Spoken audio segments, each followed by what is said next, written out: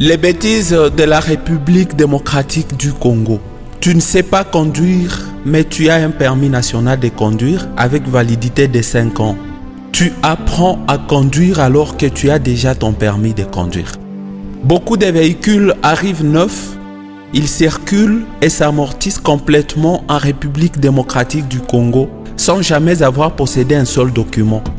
Il suffit que tu sois un policier routier, cadre dans une institution de l'État ou tout simplement avoir un frère major, colonel ou général et ton véhicule n'a plus besoin de documents pour circuler dans une ville donnée.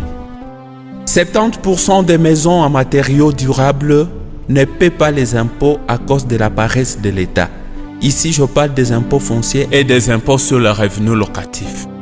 En RDC, vous pouvez avoir un salaire de 100 $ si vous êtes dans une entreprise publique, mais vous allez réussir à construire dans moins de 5 ans une maison qui coûterait votre salaire pendant 50 ans. En RDC, vous pouvez acheter une parcelle, une maison, sans que l'État ne soit même pas au courant. Et ça ne cause aucun problème. Ce qui est aussi bizarre est que vous pouvez construire votre maison en RDC pendant 5 ans sans avoir aucun seul document qui vous autorise à construire, mais vous construisez quand même sans que l'État ne soit au courant alors que les agents de l'État sont au courant. Absence de l'État dans ses responsabilités. En RDC, même un ministre dénonce le mal au lieu de sanctionner le mal.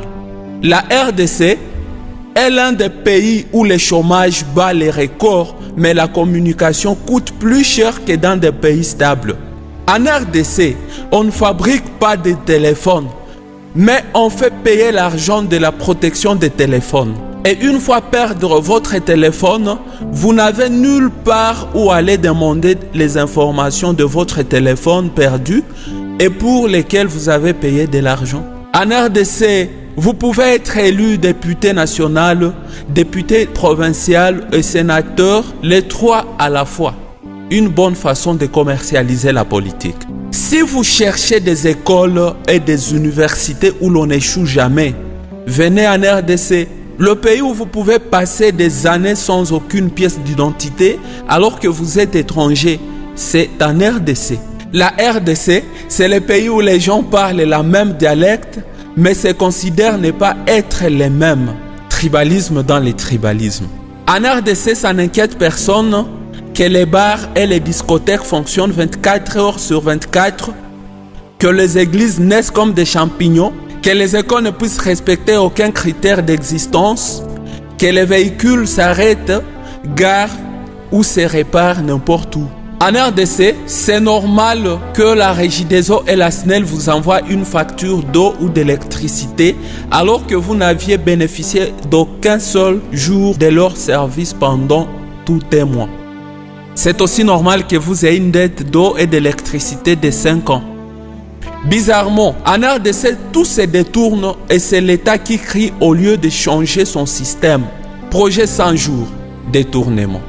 Projet Bukangalonzo, détournement. État de siège, détournement. Projet Chile-Djelou, détournement. Dans toutes les provinces, détournement.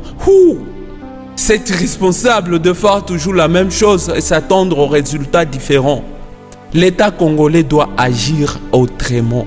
Connaissez-vous un pays où les entreprises lancent des offres d'emploi, organisent des tests d'embauche et font même passer les gens à l'interview alors que les recrues travaillent déjà?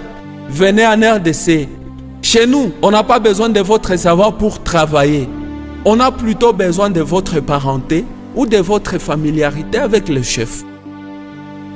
Un pays où les voleurs ont leur adresse connue, même par les autorités du pays, sans être inquiétés, c'est en RDC. Ces voleurs volent même pendant la journée et tout le monde dit là on vole toujours. Dans notre pays, la police perçoit l'argent destiné au trésor public. C'est le cas des infractions liées au port des cache-nez pendant le moment de Covid-19. C'est le cas souvent des chauffeurs et des motards que nous voyons payer de l'argent aux policiers routiers. Notre pays a un ministère de l'industrie, mais il n'a pas d'industrie. Il a un ministère des mines, mais il n'a pas d'entreprise minière. Il a un ministère de l'agriculture, mais il ne produit rien. Il a un ministère du travail, mais n'arrive même pas à retraiter les gens. Au vu de ce qui précède et de beaucoup d'autres choses que je n'ai pas citées pour raisons personnelles, je pense avoir donné une lumière à l'État congolais et je pense également qu'il doit prendre ses responsabilités en main. Gérer un pays, c'est se sacrifier, c'est réfléchir jour et nuit sans limite, c'est s'impliquer et s'appliquer.